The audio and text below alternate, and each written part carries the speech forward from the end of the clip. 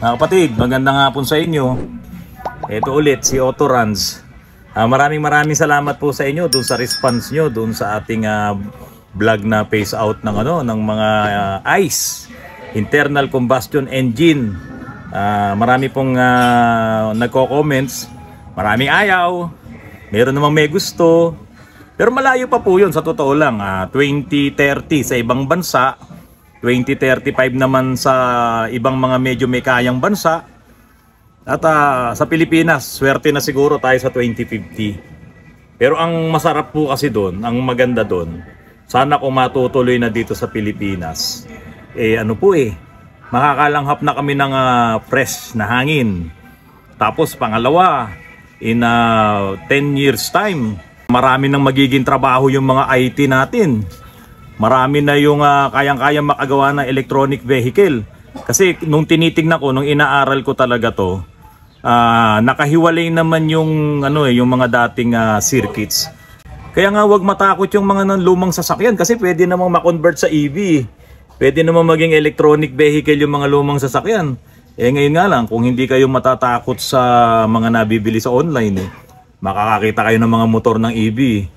Merong mga mamahalin, merong mga halagang 100,000, 200,000. Pero magaganda, mga electric motor na, yun nga lang, galing pa yun sa China, dyan sa kapitbahay natin.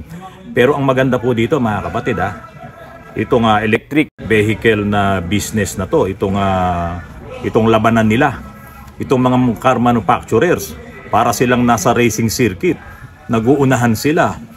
May magandang news nga ang Toyota, meron na siyang bagong baterya. Kasi ang maraming nagko-comments dito, wala yan, hindi maganda yung lithium battery. Sumasabog yan, kasi nga liquid state yung battery na yon. Pero ang Toyota, saka yung ibang mga nasa US, yung kay Tesla, meron silang bagong technology ng battery. Mas safe, environment friendly siya. Ito yung solid state na battery ng Toyota. Malaki yung kanilang pangako dito sa electric vehicle. Biro mo, 15 minutes lang, fully charged na yung yung battery mo. Tapos kaya niyang tumagal ng 30 years yung baterya. O saan ka pa? Hindi ka na nagbubuga ng lason. O ngayon ito mga kapatid, tignan nyo.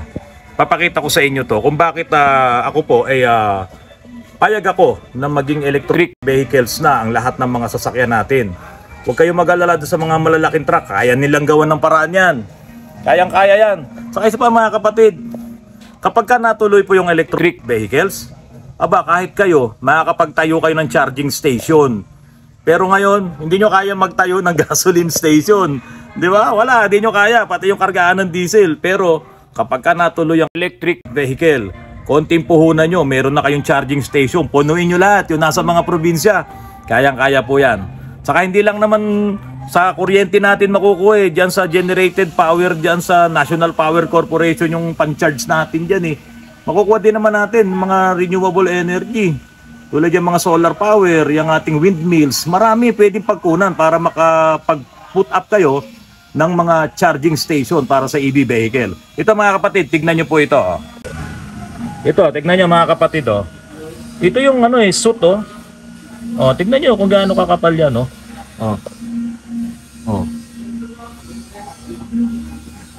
Yan tignan nyo po papayag ba kayo na buti na nga lang nakakarating sa atin itong mga to, nalilinis natin, nagagawa natin ng paraan. Yan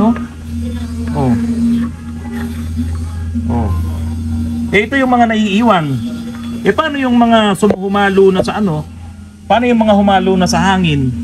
Ito yung tinatawag na diesel particulate matters.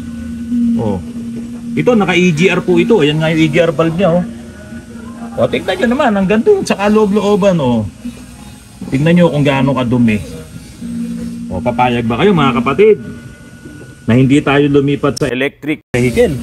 Electric vehicles, wala po yan Tignan nyo po ang langis niya Pero mga kapatid, itong unit na to pwedeng ma-convert ng EV, electric vehicles.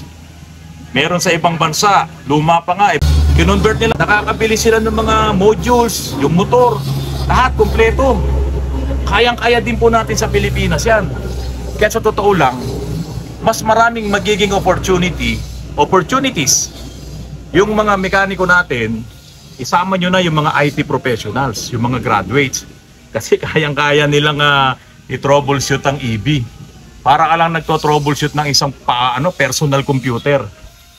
So dadami ang trabaho, gaganda ang business pagdating dito sa technology na to.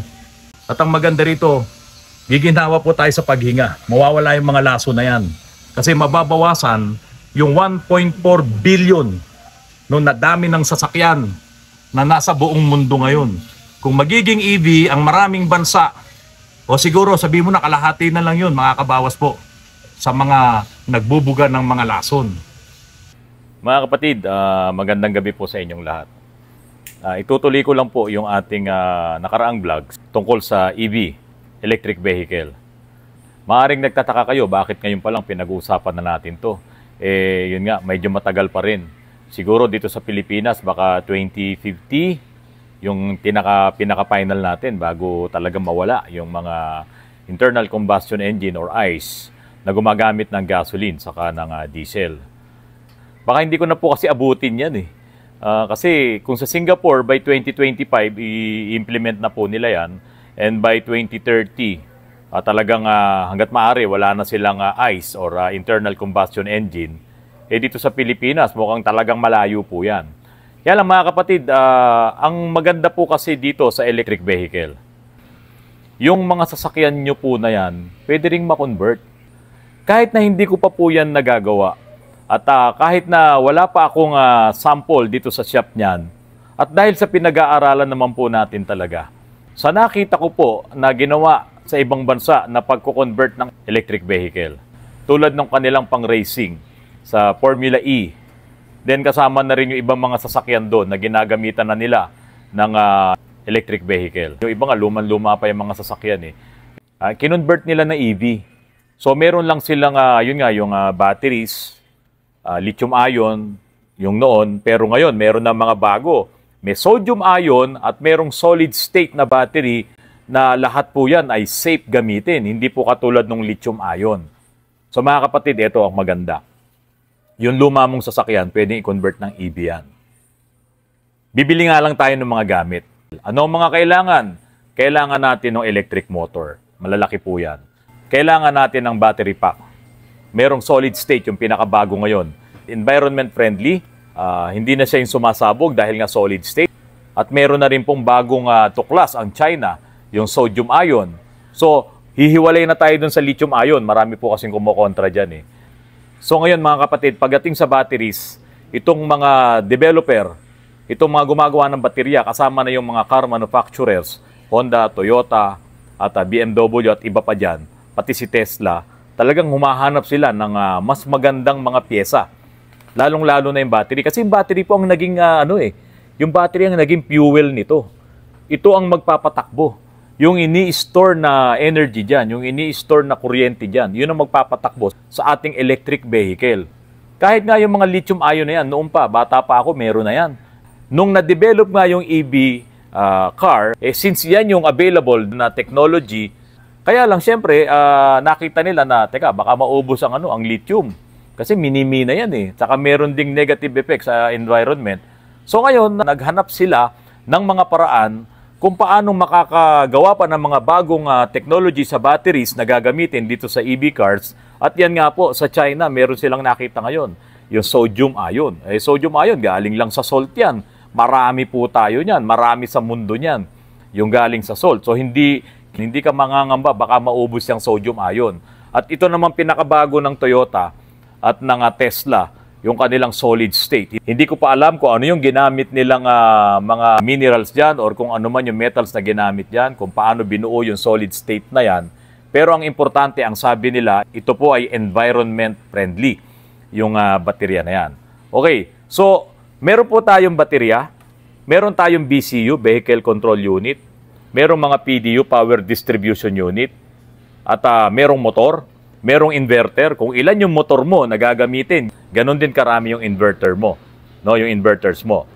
So yung inverter po na to, katulad din to nung yung operation nito, parang yung inverters din natin sa ating mga solar power. So yung mga solar panel natin, halimbawa sa bahay, Kapag kaaraw, makakakuha yan ng energy from solar panel, bababa doon sa ating battery, inverter, DC yun, and then i-invert niyan to AC. Ganon din po dito.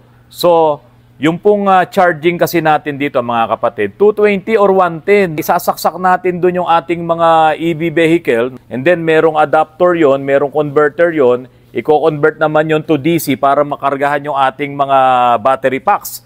Kung yan ay solid state na battery or lithium ion or kung yan ay sodium ion. Kakargahan yon 200 to 800 volts kasi yan eh. Yung distribution naman nun, gagamitin ng power distribution unit, yan naman yung magdi-distribute doon sa mga system na papasukan niya.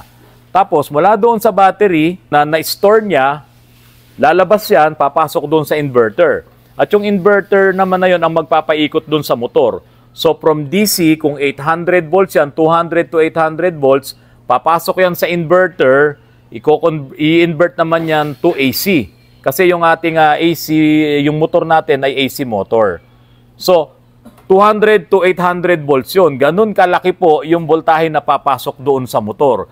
So, iyon yung pagkukuhanan natin ng speed. Ang magkocontrol na nung speed natin dyan, yung itong, yung sa pedal natin, sa accelerator natin, yun ang BCU, yun ang system.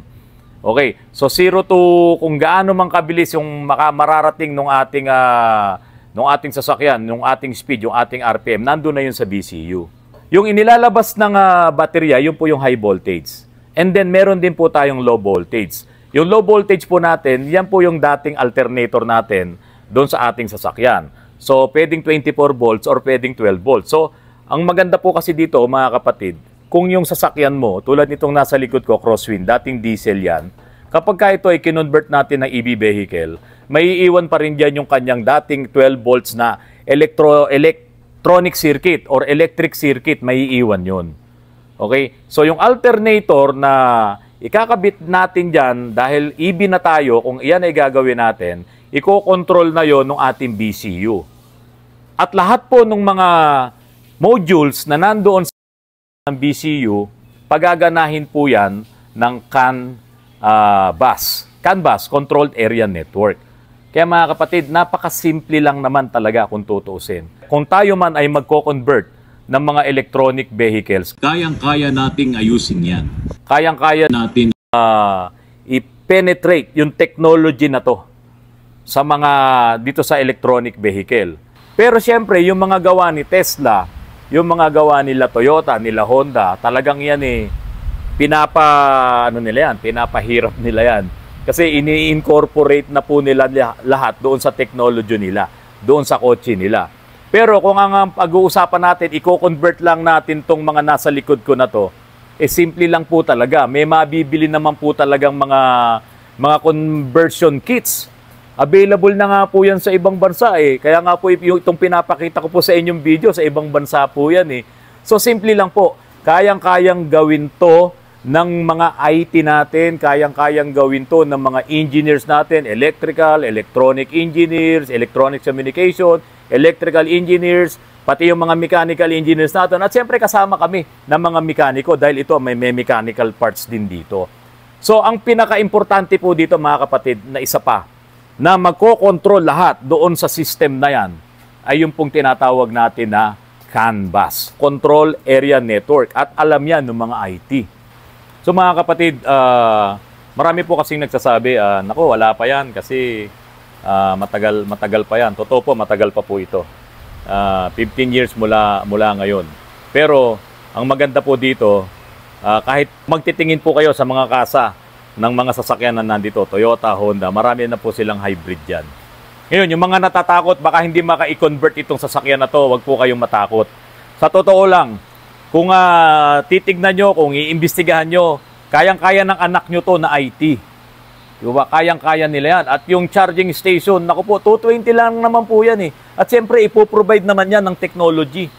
Yung kinakatakot po ng iba, na matagal mag-charge yung battery niyan, naku, oras yan, araw yan, hindi po totoo yun.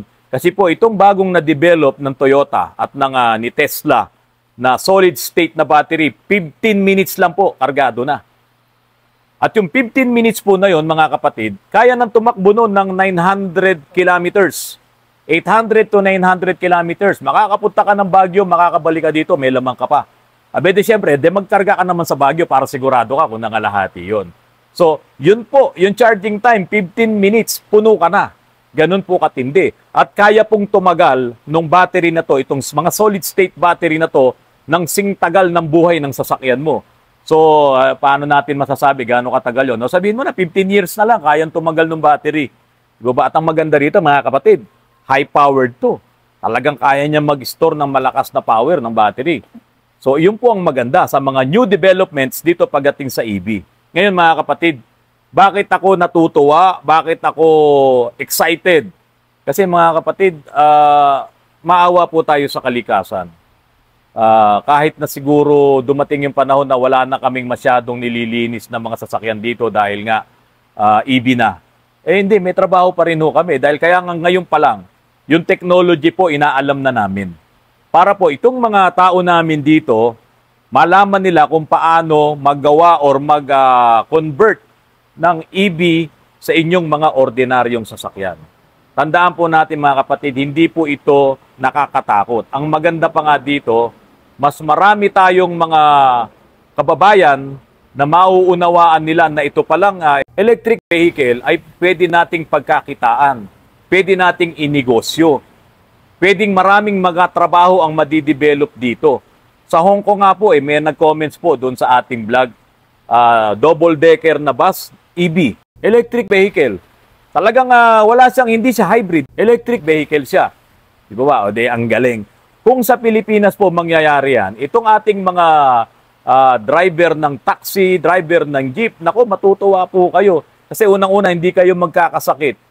Hanapan nyo po ako ng mga driver na sobrang lusog, mga kapatid. Bihira po makikita nyo. Eh bakit po? Eh araw-araw, naamoy nila yung usok, yung particulate matters, yung carbon dioxide. Kawawa naman yung mga kapatid nating mga drivers ng jeep, drivers ng bus.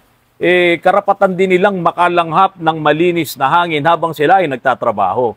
Hindi po ba? At mangyayari lang po yan kapag ka po natuloy itong ating pag-migrate sa electric vehicle. Mga kapatid, huwag niyo po itong katakutan. May mangyayari pong maganda sa electric vehicle. Unang-una na po doon, yung ating health talagang mag-i-improve.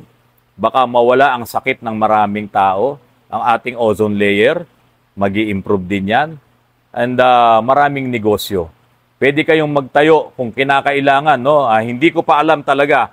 Pero pwede kayong magtayo, punuin nyo ng mga charging station ang lahat ng ang lahat ng lugar na dadaanan ng mga sasakyan. Kasi 220 or 110 yan. So, darating ang panahon, makikita nyo sa online lang, marami yan. Di po ba? Saka mga kapatid, naku, matutuwa kayo. Yung mga naglaro ng Tamiya. Di ba yung Tamiya, bibili ka ng maliliit na motor, pinapaganda mo yung Tamiya mo, tapos makikipagkarera ka. Wala pong iniwan dito yun, mga kapatid. Kasi maiiwan naman yung electronic ng dati mong sasakyan, maiiwan yung braking system niyan, marami pong maiiwan dyan, pati mga ilaw, stereo, lahat.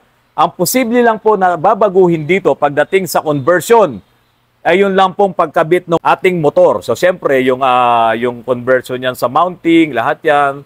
Pero po, yung electronics niyan, yung electric niyan, sa tingin ko hindi tayo magkakaproblema. Diyan po magaling ang Pinoy, mga kapatid. Kakayanin po natin yan. Kaya po sana, huwag po kayong matatakot dito sa technology na to.